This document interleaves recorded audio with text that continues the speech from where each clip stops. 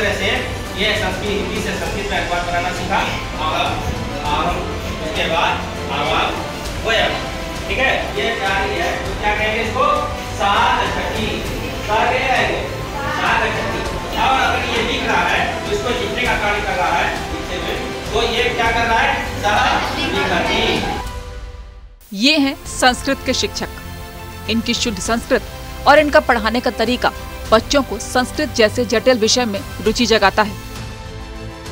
बालक एक लड़का, तो दो लड़का, और ते यानी दो से अधिक, तीन लड़का, तीन से अधिक। इनकी भाषा और इनके पढ़ाने का अंदाज तो चर्चा का विषय है ही। सबसे खास जो बात है वो ये कि शुद्ध संस्कृत पढ़ाने वाले ये शिक्षक हैं मोहम्मद हसन अंसारी। जी हाँ, ये एक मुसलमान है और शुद्ध संस्कृत पढ़ाकर ये साबित कर रहे हैं कि अगर चाह हो तो धर्म किसी चीज में बाधा नहीं बनता। गुरु बिना ज्ञान कहाँ और ज्ञान बिना मान कहाँ। और ऐसे ही एक गुरु से मिलवाने के लिए आज हम बिहार के भागलपुर जिले के एक सरकारी विद्यालय में मौजूद हैं, जिस विद्यालय का नाम जगलाल उच्च विद्यालय है और गुरु जी का नाम मोहम्मद हसन अंसारी है। और आप नाम से कहेंगे कि वो उर्दू पढ़ाते होंगे, लेकिन ऐसा नहीं है। यही तो खास बात है कि हम आपको दिखाने के लिए पहुंचे हैं। यहाँ पर हसन सर की क्लास चल रही है और यहाँ बच्चे बैठे हुए हैं और हसन अंसारी सर जो है वो संस्कृत के शिक्षक हैं और बच्चों के बीच संस्कृत पढ़ा रहे हैं। और ये बच्चे जो है इतनी सरलता के साथ संस्कृत सीख रहे हैं, ये उदाहरण। पहले आप हसन सर की पढ़ाई को देखिए, किस तरह से वो पढ़ा रहे हैं बच्चों को। हम सब अब यहाँ जब यही अब पुरुष के लिए है, जब बालिका के लिए होगा तो सर की जगह क्या हो जाएगा? और ये बच्चे आप सामने में देखिए, बच्चे कितनी सरलता के साथ संस्कृत सीख रहे हैं। मुस्लिम समुदाय से आने के बावजूद हसन सर जो है वो बच्चों को सरलता के साथ संस्कृत पढ़ाते हैं। पहले तो हम हसन सर को टोकना चाहेंगे, उनसे बात करें। हसन सर, एक मिनट हम आपको रोकना चाहेंगे। मुस्लिम समुदाय से आने के बावजूद भी बच्चों को संस्कृत पढ़ा रहे हैं। जी सर, कैसे ये संभव है? बहुत अच्छा, ये भाषा बहुत सरल और सरस है और बहुत रुचिकर लगी, इसलिए बचपन से ही हमको संस्कृत पढ़ने में बहुत रुचि थी। जब हम देखते थे, पहले तो उर्दू ही रखते थे, लेकिन जब संस्कृत पढ़ते हुए देखते थे तो उनकी भाषा से बहुत जो है हमको आनंद लगा।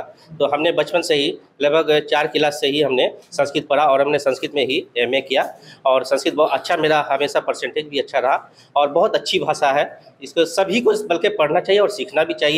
और इसमें जितनी सरलता है, जितनी सरसता है कि हमको नहीं लगता है कि और किसी भाषा में होगी।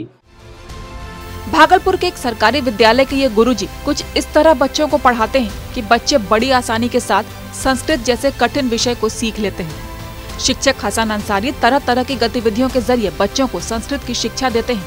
उनके इस अनोखे अंदाज की वजह से उनकी क्लास में हमेशा सभी बच्चे मौजूद रहते हैं। ये कार्य है तो क्या कहेंगे इसको? साग छठी। साग छठी। और अगर ये लिख रहा है तो इसको लिखने का कार्य कर रहा है, लिखने में, तो ये क्या कर रहा है? सह। शिक्षक हसन अंसारी ने बताया कि जिस तरह से भूगोल और साइंस में गतिविधियों के जरिए पढ़ाया जाता है, ठीक उसी तरह से उन्होंने संस्कृत में भी प्रैक्टिकल के तौर पर बच्चों को समझाना शुरू किया, जिससे बच्चों में रुचि जगी और धीरे धीरे बच्चे इस विषय की ओर आकर्षित होने लगे। कारण है उनकी योग्यता और उनकी लगनशीलता।